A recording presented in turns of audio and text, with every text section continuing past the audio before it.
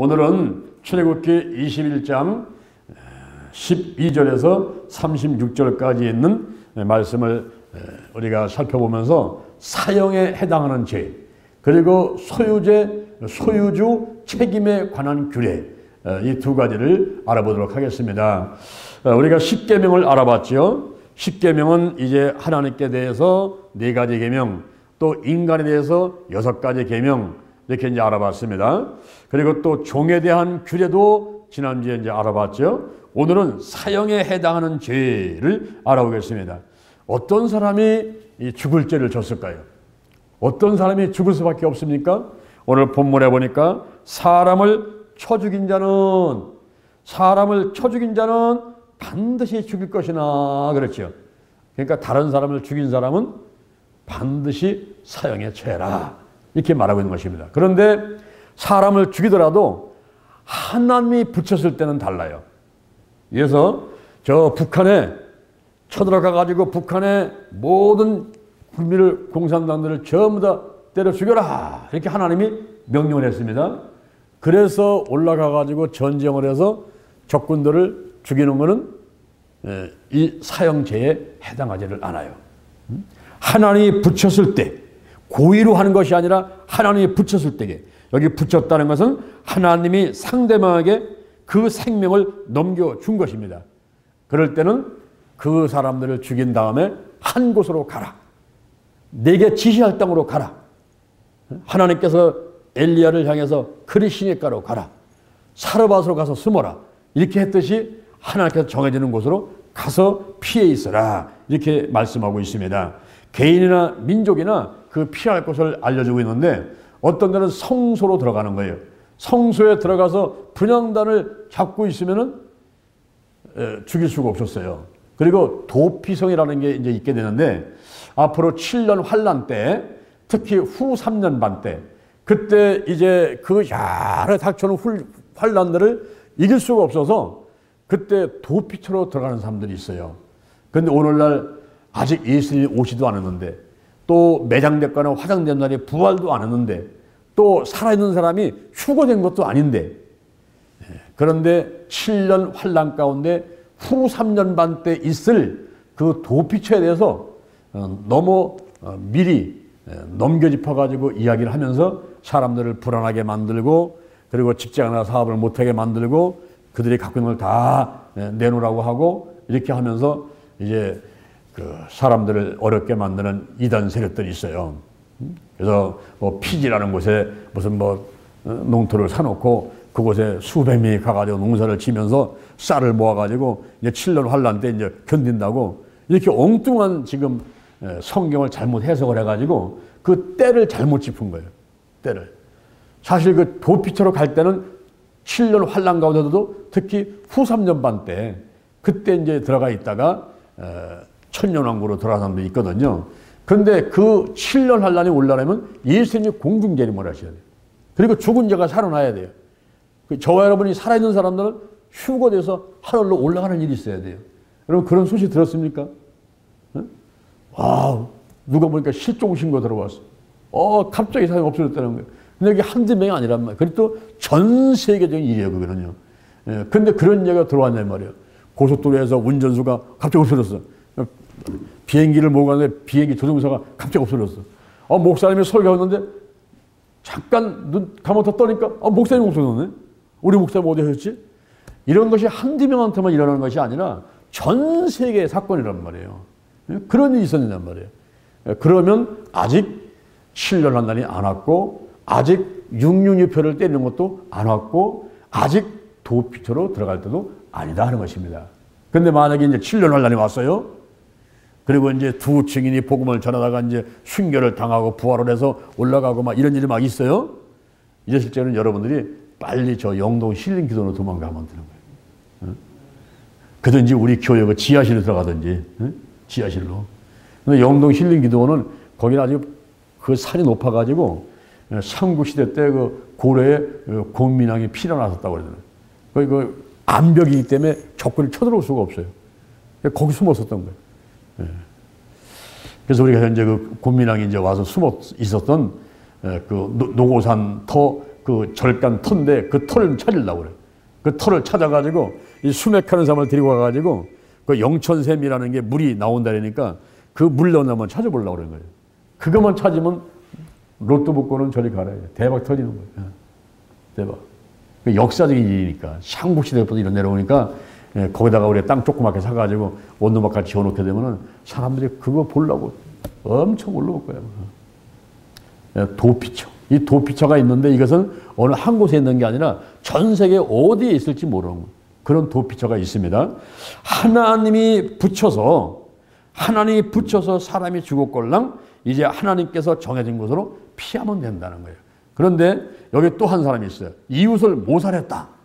이웃을 모살했다는 것은 내 아내나 남편이나 부모나 자녀나 어떤 이런 그 혈육이 아닌 다른 사람들 이웃인데 이런 사람들을 죽였어요. 근데 고의로 죽였어. 고의로.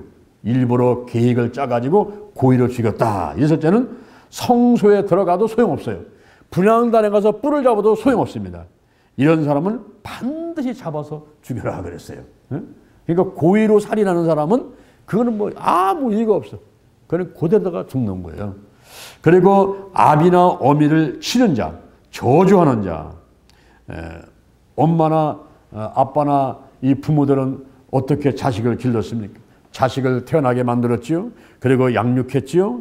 이제 하나님의 권위를 받은 책임자라고 할 수 있는 것입니다. 그런데 부모한테 대들고 부모를 욕을 하고 부모를 저주하고 이런 사람들은 하나님의 권위에 도전한다라고 본 것입니다. 그래서 인륜을 저버렸고 배은망덕하고 하나님께 덤벼드는 그런 놈은 반드시 죽여버려요. 사형에 해당하는 죄다 이 말입니다. 옛날에는 고려장이라는 게 있었죠. 고려장. 한 사람이 이제 자기 어머니를 이제 지게다가 이제 이렇게 어머니를 이제 메고서 산으로 올라가는 거예요. 그때 이제 아들을 데리고 올라갔어요. 이제 아들한테 보여줘야 나중에 자기 또 죽을 때 되면 또 이제 데리고 가라고 이제. 그래서 아들을 데리고서는 어머니를 지게다가 짊어지고 이제 올라갔잖아요. 올라가서 산에다가 이제 어머니 턱 떨켜 놓고서는 이제 밥 한 사발 드리고서는 어머니 저 가겠습니다. 이러니까 그 아들이 있다가 아빠 저거 지게 가져가야지요. 그런 거야. 야 이놈아 지게 못 들어갖고 가. 그 이제 버려야지 이제. 어머니 어디 들어가실 건데 못 들어 또 필요하냐고요. 이 다음에 아빠를 제가 또 지게다가 또 지고 올라가면 저 지게 갖고 가야죠. 그 얘기를 듣고서 거기서 어머니를 붙잡고서는 통곡을 했는데 그것이 이제 소문이 임금의 귀에 들어가가지고 야 이거 안 되겠다. 고려장은 이거 아주 못쓸 필수변이다. 이거 풍습이다. 이걸 없애버려라. 그래서 고려장이 없었다는 그런 얘기가 있어요. 여러분 부모를 공경해야 되죠. 부모를 저주하는 자, 내 탄생과 그리고 양육과 하나님께 권위받은 책임자인 이 부모를 저주하고 또 치는 자는 이건 아주 배은망덕한 자입니다. 저주하는 자, 무시한다는 얘기죠. 레위기 24장 16절에 보니까 여호와의 이름을 회방하여 여호와의 이름을 회방하는 자, 이런 사람은 반드시 죽이라고 했어요. 반드시. 그러니까 부모를 저주한다는 것은 부모를 무시한다는 것은 바로 하나님을 회방하고 하나님을 무시하는 건 똑같이 생각하는 거예요. 그리고는 반드시 죽여라. 그리고 마태복음 5장 22절에 보니까 형제를 욕하는 자, 미련한 놈이라고 이야기하는 사람들, 이런 사람들은 반드시 지옥불에 들어가게 된다 그랬어요. 그래서 말을 함부로 사용하게 되면은 죽임을 당한다 그랬습니다. 그래서 우리가 이 말을 좋은 말대로 해야 돼. 한번 따라합니다. 감사합니다. 사랑합니다. 축복합니다. 그런 말을 한 사람은 죽지 않지요. 그렇죠? 말을 너무나 좀 아름답게 하고 있잖아요. 감사합니다. 사랑합니다. 축복합니다. 근데 누가 싫어할 사람이 있겠어요? 그런 말을 하는데. 그렇죠? 상대방을 비난하고 욕하고 미워하고 그런 말들을 하니까 그 싸움이 일어나는 거죠. 그래서 성경에서는 잠언 16장 24절에서 선한 말은 꿀송이와 같아서 마음에 달고 뼈에 양약이 되느니라 그랬어요. 잠언 15장 23절에서 때에 맞은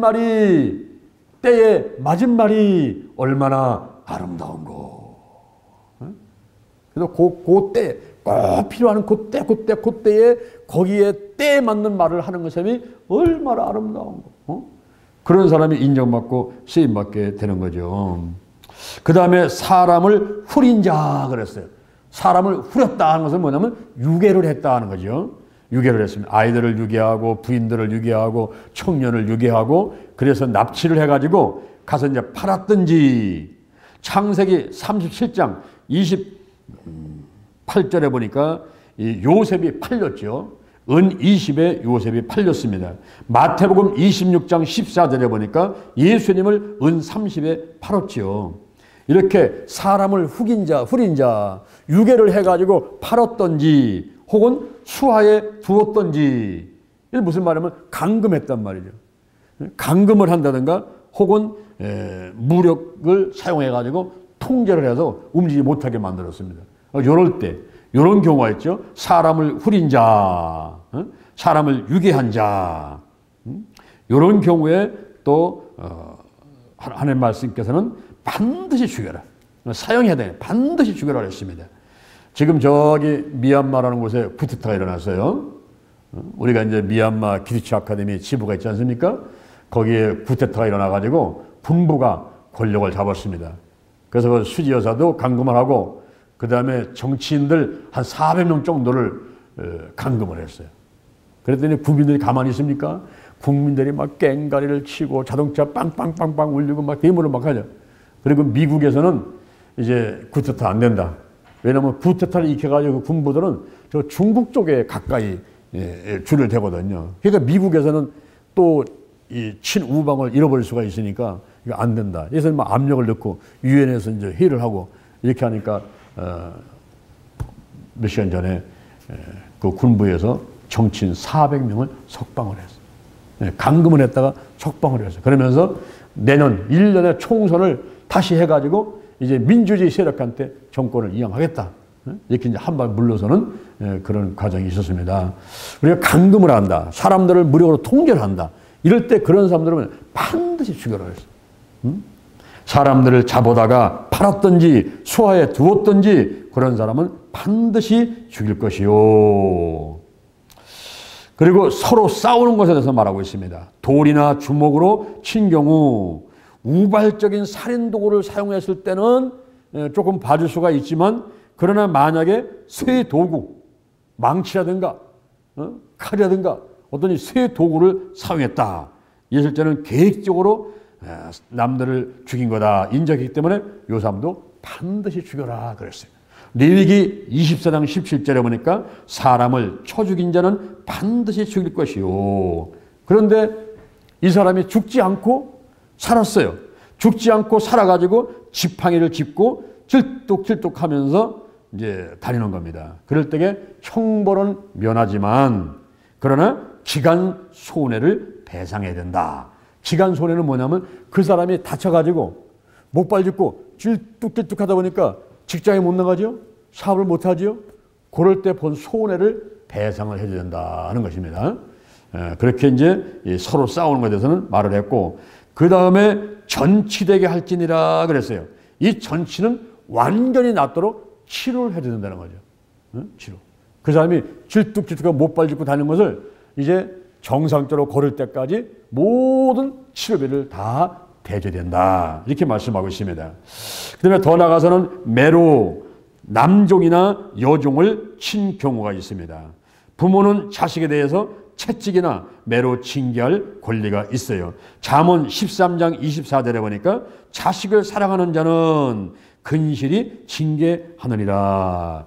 그래서 우리가 해초리를 사랑의 해초리 그러죠. 사랑의 해초리는 필요합니다. 손내, 손바닥 때리고, 바지 걷어, 그래서 종아리 때리고. 여러분, 이 몸 중에서 제일 아픈 데가 어딘지 아세요, 여러분? 손바닥 맞아봤습니까? 이건 아무것도 아니에요. 종아리 맞아봤습니까? 그건 아무것도 아니에요. 제일 아픈 데가 있어. 어디가요? 궁둥이? 등허리? 발바닥이에요, 발바닥.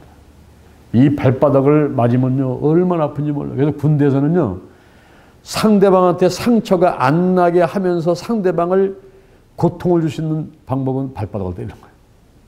그래서 옛날에는 장가 가게 되면 어떻게 했어요? 첫날밤 하기 전에, 예? 신랑 친구들이 신랑 잡아가지고 어디 때렸어요? 발바닥.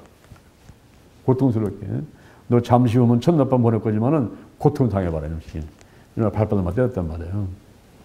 근데 사랑의 해초리, 우리가 자녀들을 사랑에 기르어야 되는데 요즘에는 사랑의 해초리가 아니라 이제는 그것이 너무 심해가지고 학대가 되는 거예요. 학대가 돼가지고 이번에 그 아동 학대에서 정인이법이 생겨서 그 아이가 이제 입양했다가 그 양모한테 그 맞아가지고 죽었잖아요. 응? 그래서 이제 이거는 사랑의 해초리가 아니라 너무 심해가지고서는 그냥 화풀이를 하고 그래서 어린 아이들이 상처를 입고 또 가출을 하게 되고 이런 여러 가지 어려움들이 다가오게 됩니다. 사랑의 해초리는 봐줄 수가 있지만은 그러나 상대방을 때려가지고 너무 심하게 때려가지고 죽었어요. 죽으면은 반드시 형벌을 받는다 그랬어요. 만약에 즉사를 하면 그는 고의적으로다가 그렇게 매를 때렸다 해가지고 처벌을 당하고 만약에 며칠 있다가 죽었어요. 며칠 살다가 죽었어. 그러면 그건 실수다. 이렇게 인정을 했습니다. 매로 남녀나 여종을 친 경우는 어떻게 해야 되는가 하는 것을 말씀해 주고 있고요. 또 싸우다가 아이벤 여인을 다치게 해서 낙태하게 했다. 임신한 여인이 그 고래 싸움에 새우등 터진다고 아니 새우 싸움에 고래등 터지는 건가? 고래 싸움에 새우등 터진다고 이 아기를 임신을 했는데 그 싸우는 틈에 들어갔다가 이게 애기도 죽고 여인도 다치게 되는 이런 경우가 있잖아요. 그래서 애가 이제 낙태가 됐다. 예술제는 바로 그 아이가 죽지 않고 태어나게 되면 벌금 정도만 물으면 되는데 만약에 아이가 죽었다. 아이가 죽었으면은 그에 해당하는 동해보호법 한번 따라합니다. 동해보호법. 동해보호법이 뭡니까? 동해 저 서해 남해 동해 이게 아니고 동해 똑같은 그런 해를 입힌다 이 말이에요. 똑같은 해. 그래서 동해보호법인데 여기 보니까 생명은 생명으로 눈에는 눈으로 이는 이로 손에 다치면 손. 그래가지고 똑같이 내가 당한 거 똑같이 해주는 거예요. 똑같이. 생명은 생명으로 눈은 눈으로 이는 이로 손은 손으로 발은 발로 데운 것은 데움으로 상하게 한 것은 상함으로 때린 것은 때림으로 갚을 찌니라 그랬어요. 그런데 예수님이 오셔서 이 법을 바꾸십니다. 보복에 악순환이 있다는 거예요. 내가 지금 눈을 다쳤어요. 상대방 눈을 빼버리면은 또 그 사람은 또 어떻게 했어? 네가 그랬어? 또 눈을 빼고 이러면은 보복의 악순환에 와요. 그래서 예수님께서 마태복음 5장 38절에서 48절에서 말씀하는데 상대방이 오른밤을 딱 때리면 어떻게 하랬어요? 내가 오른밤 맞았다 해서 상대방 또 오른밤 때리는 게 아니라 왼밤도 내줘라. 한 대서 때려. 상대방이 속옷을 달라는 거예요. 팬티 너는 거 갖고 와. 막 뺏으려면 이 겉옷까지 다 벗어주라. 벗어주라. 예수님께서 말씀하시면 다 줘라. 다 주고 그 다음에 만약에 오리를 가자라면 심리를 가지고 그리고 원수를 사랑해. 원수. 지금 너를 죽이려는 원수를 사랑하고 너를 핍박하는 사람을 위해서 기도해 줘라. 예수님이 말씀하신 대로 그게 잘 돼요, 안 돼요? 잘 되지요? 오늘 이 자리에 그 예배드리러 오신 분들은 벌써 차원이 다른 사람들이에요. 저 세상에 있는 사람들은 차원이 다르기 때문에 절대 보복 안 하죠. 보복 안 하고 내가 손해보고 말죠. 오리 가자면 심리 가지고 속옷 달라면 겉옷까지 줘버리고 그렇게 할 수 있죠. 원수를 사랑할 수 있죠. 핍박하고 미워하는 사람을 위해서 아버지 저 사람 더 잘되게 해주세요. 막 기도할 수 있죠. 이게 안 돼요. 안 돼요. 속에서 부부를 끌어올리는데 뭐 잠도 못 자고 밥맛도 없고 그냥 그 사람만 생각하면 이빨이 바다다다 갈리고 막 그냥 치가 다다다다다 떨리는데 무슨 축복기도를 해준단 말이에요. 이게. 그런데 그렇게 힘든 거를 예수님께서 우리 보고 또 하라고 그러시는 거예요. 그러니까 안 할 수도 없고 말이에요. 예수님 믿으니 안 할 수도 없고 하기는 힘들고 말이에요. 그게 고민인 거예요. 고민. 그래서 어떻게 합니까? 사우팅 프레요. 사우팅 프레 하는 거예요. 소리치고 어떤 때는 인형 갖다 세워놓고서는 이게 상대방 생각하고서 막 치는 거야. 막. 저는 기도치 아카데미에서 세족 치유를 해주거든요. 사모님들, 목사님들, 이렇게 손님들 했는데 이제 기도 막 하다가 이렇게 보면요, 벌써 다 드러나. 그러니까 여기서 상대방이 미워가지고 견딜 수 없는 사람 나오세요 하면 나온다고.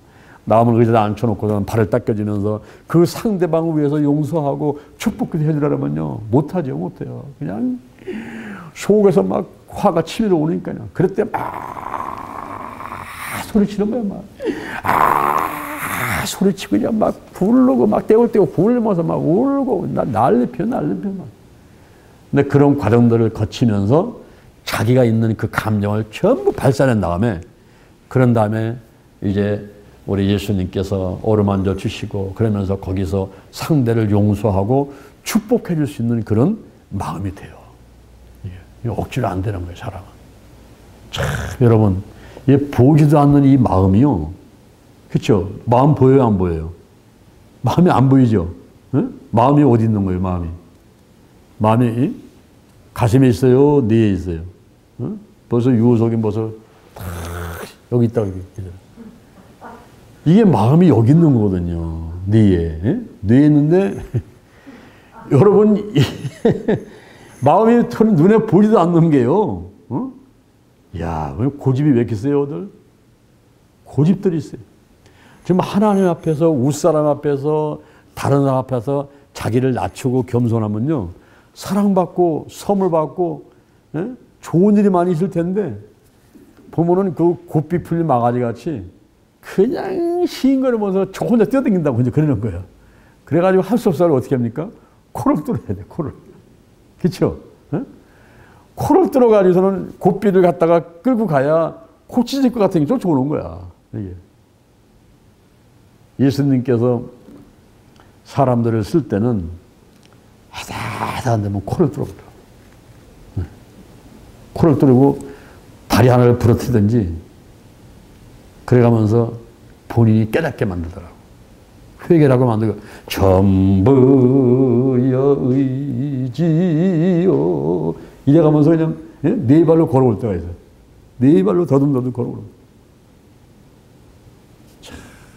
우리가 하나님 정말 무서운 하나님. 어떤 때는